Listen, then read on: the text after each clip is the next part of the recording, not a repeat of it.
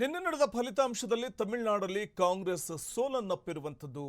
ಒಂದು ಕಡೆ ತಮಿಳುನಾಡಲ್ಲಿ ಕಾಂಗ್ರೆಸ್ ಸೋಲು ಈಗ ಆತ್ಮಾವಲೋಕನ ಮಾಡಿಕೊಳ್ಳುವಂತೆ ಮಾಡ್ತಾ ಇದೆ ಕಾಂಗ್ರೆಸ್ನ ನಾಯಕರನ್ನ.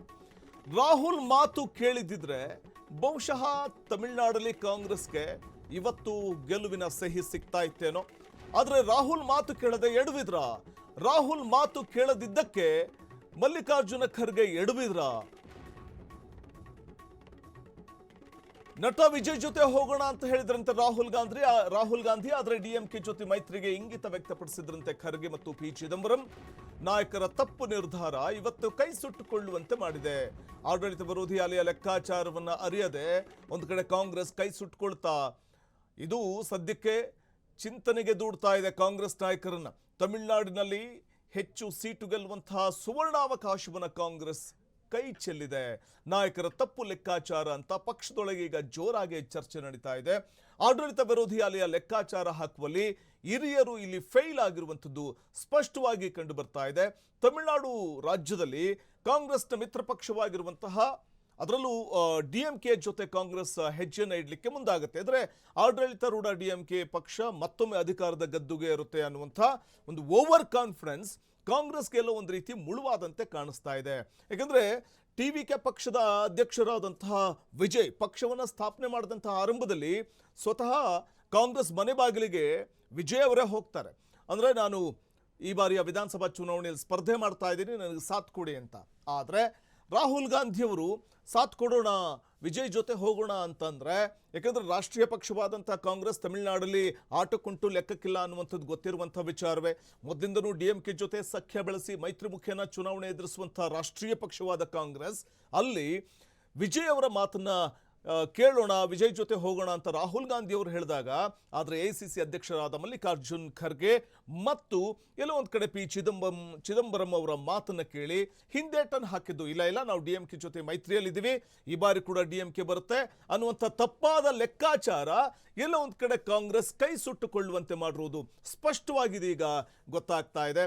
ಒಂದು ಐತಿಹಾಸಿಕವಾದಂತಹ ವಿಜಯವನ್ನ ಕಾಂಗ್ರೆಸ್ ತನ್ನ ಕೈಯಾರೆ ಹಾಳು ಮಾಡಿಕೊಂಡಿರುವಂಥದ್ದು ಈ ಫಲಿತಾಂಶದಲ್ಲೇ ಗೊತ್ತಾಗ್ತಾ ಇದೆ.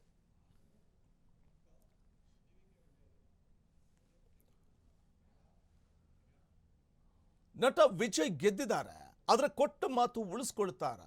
ತಮಿಳುನಾಡು ರಾಜಕೀಯದಲ್ಲಿ ಹೊಸ ಇತಿಹಾಸವನ್ನ ಬರೆದಿದ್ದಾರೆ ದಳಪತಿ ವಿಜಯ್. ಅಭೂತಪೂರ್ವ ಗೆಲುವನ್ನ ದಾಖಲಿಸಿದ್ದಾರೆ. ಈಗ ಶುರುವಾಗ್ತಾ ಇದೆ ಅಸಲಿ ಸವಾಲು. ತಮಿಳುನಾಡು ರಾಜಕೀಯದಲ್ಲಿ ಹೊಸ ಇತಿಹಾಸ ಸೃಷ್ಟಿಯಾಗಿದೆ. ಆದರೆ ದಳಪತಿ ವಿಜಯ್ ಗೆದ್ದ ನಂತರದಲ್ಲಿರುವಂಥದ್ದು ಸಾಲು ಸಾಲು ಸವಾಲುಗಳು. ಹೇಗೆ ನಿಭಾಯಿಸ್ತಾರೆ ಸವಾಲುಗಳನ್ನ? ತಮ್ಮ ಪ್ರಣಾಳಿಕೆಯಲ್ಲಿ ಕೊಟ್ಟಿದ್ರಲ್ಲ, ಇವೆಲ್ಲವನ್ನು ಕೂಡ ಹೇಗೆ ನಿಭಾಯಿಸ್ತಾರೆ ಅನ್ನೋದು ಕುತೂಹಲಕ್ಕೆ ಎಡೆ ಮಾಡಿಕೊಡ್ತಾ ಇದೆ. ಉಚಿತಗಳ ಮಹಾಪೂರವನ್ನು ಹರಿಸೋದು ಅಷ್ಟು ಸುಲಭವಲ್ಲ. ಹರಿಸಿದ ಮೇಲೆ, ಉಚಿತ ಭರವಸೆಗಳನ್ನು ಕೊಟ್ಟ ಮೇಲೆ ಈಡೇರಿಸಬೇಕಾಗುತ್ತೆ. ಮಹಿಳೆಯರಿಗೆ 2,500. ಎಸ್, ಎಲ್ಲಿಂದ ಬರುತ್ತೆ ಇಷ್ಟು ದುಡ್ಡು? ಸರ್ಕಾರದ ಬೊಕ್ಕಸದಲ್ಲಿ ಅಷ್ಟು ದುಡ್ಡು ಇರಲಿಕ್ಕೆ ಸಾಧ್ಯನಾ? 25 ಲಕ್ಷದ ವಿಮೆ ಮತ್ತು 200 ಯೂನಿಟ್ ಉಚಿತ ವಿದ್ಯುತ್ ನೀಡೋದಾಗಿ ಹೇಳಿದ್ದಾರೆ. ಬಜೆಟ್ ಲೆಕ್ಕಾಚಾರ ತಲೆ ಕೆಳಗಾಗುವ ಭೀತಿ ಕೂಡ ಈಗ ಎದುರಾಗ್ತಾ ಇದೆ. ಜನಪ್ರಿಯ ಯೋಜನೆಗಳ ಆಕರ್ಷಣೆ ಒಂದೆಡೆ, ಆರ್ಥಿಕ ಶಿಸ್ತಿನ ಸವಾಲು ಮತ್ತೊಂದು ಕಡೆ. ಅಭಿವೃದ್ಧಿ ಕಾಮಗಾರಿಗಳಿಗೆ ಕತ್ತರಿ ಬೀಳುತ್ತಾ ಕೇವಲ ಸಬ್ಸಿಡಿಗೆ ಸೀಮಿತವಾಗುತ್ತಾ ಸರ್ಕಾರ 5 ಲಕ್ಷ ಸರ್ಕಾರಿ ಉದ್ಯೋಗದ ಭರವಸೆಯನ್ನ ನೀಡಿದ್ದಾರೆ. ಇದು ಸಾಧ್ಯನಾ? ವೇತನ ಮತ್ತು ಪೆನ್ಷನ್ ಹೊರೆ ಭರಿಸುವುದಕ್ಕೆ ಸಾಧ್ಯವೇ? ಇದು ಕಾಡ್ತಾ ಇರೋ ಪ್ರಶ್ನೆ. ಸಂಪನ್ಮೂಲ ಕ್ರೋಢೀಕರಣದ ಬಗ್ಗೆ ಇನ್ನೂ ಸ್ಪಷ್ಟತೆ ಇಲ್ಲ. ಇದರ ನಡುವೆ ಚುನಾವಣಾ ಗಿಮಿಕ್ ಆಗಿ ಉಳಿಯುತ್ತಾ ಆಶ್ವಾಸನೆಗಳು ಅಥವಾ ಅವುಗಳನ್ನು ಈಡೇರಿಸ್ತಾರಾ? ತಮಿಳುನಾಡಿನ ಆರ್ಥಿಕ ಭವಿಷ್ಯ ಏನಾಗಬಹುದು ಅನ್ನುವಂಥ ಕುತೂಹಲ ಇದೆ. ವಿಜಯ್ ಅವರ ಮುಂದೆ ಸಾಲು ಸಾಲು ಸವಾಲುಗಳಿವೆ. ಹೇಗೆ ನಿಭಾಯಿಸ್ತಾರೆ ವಿಜಯ್ ಅನ್ನುವಂಥದ್ದು ಸದ್ಯ ಕಾದು ನೋಡಬೇಕಿದೆ. ಟಿವಿಕೆ ತಮಿಳುನಾಡಲ್ಲಿ ಭರ್ಜರಿಯಾದಂತಹ ಒಂದು ಗಳಿಕೆಯನ್ನು ಕಂಡಿರುವಂಥದ್ದು. ತಮಿಳುನಾಡಲ್ಲಿ ಟಿವಿಕೆ ನಾವು ಗಮನಿಸ್ತಾ ಹೋದಂತೆ 107 ಕ್ಷೇತ್ರಗಳಲ್ಲಿ ಗೆಲುವನ್ನು ಕಂಡಿರುವಂಥದ್ದು. ಹಾಗಾಗಿ ಬಹುಮತದ ಒಂದು ಹೊಸ್ತಿಲಲ್ಲಿ ಇರುವಂತಹ ಟಿವಿಕೆ ಸರ್ಕಾರ ರಚನೆ ಮಾಡಲಿಕ್ಕೆ ಈಗಾಗಲೇ ಸಿದ್ಧತೆ ಮಾಡ್ತಾ ಇದೆ. ಆದರೆ ಉಚಿತಗಳ ಮಹಾಪೂರವನ್ನು ಹರಿಸಿರುವಂತಹ ಟಿವಿಕೆ ಅದನ್ನು ಹೇಗೆ ನಿಭಾಯಿಸುತ್ತೆ? ಮಹಿಳೆಯರಿಗೆ 2,500, ನಿರುದ್ಯೋಗಿಗಳಿಗೆ 4,000 ಕೊಡ್ತೀವಿ ಅಂತ ಹೇಳಿದ್ದಾರೆ.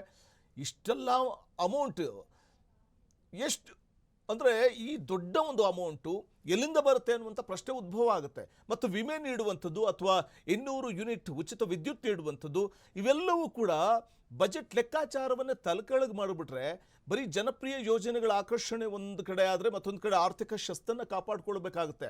ಆರ್ಥಿಕ ಶಿಸ್ತೇನಾದರೂ ದಿವಾಳಿಯ ಅಂಚಿಗೆ ತಲುಪಿದರೆ ಅದು ಬಹುದೊಡ್ಡ ರೀತಿಯಲ್ಲಿ ನಾಗರಿಕರ ಅಲ್ಲಿನ ಜನತೆಯ ವಿರೋಧಕ್ಕೆ ಕಾರಣವಾಗಿಬಿಡುತ್ತೆ, ವಿರೋಧವನ್ನು ಕಟ್ಕೊಂಡಂತಾಗ್ಬಿಡುತ್ತೆ. ಸೊ ಹಾಗಾಗಿ ಈ ಸವಾಲನ್ನು ಹೇಗೆ ನಿಭಾಯಿಸ್ತಾರೆ ಅನ್ನುವಂಥದ್ದು ಈಗ ಸದ್ಯಕ್ಕೆ ಕಾಡ್ತಾ ಇರುವಂತಹ ಕುತೂಹಲದ ಪ್ರಶ್ನೆ.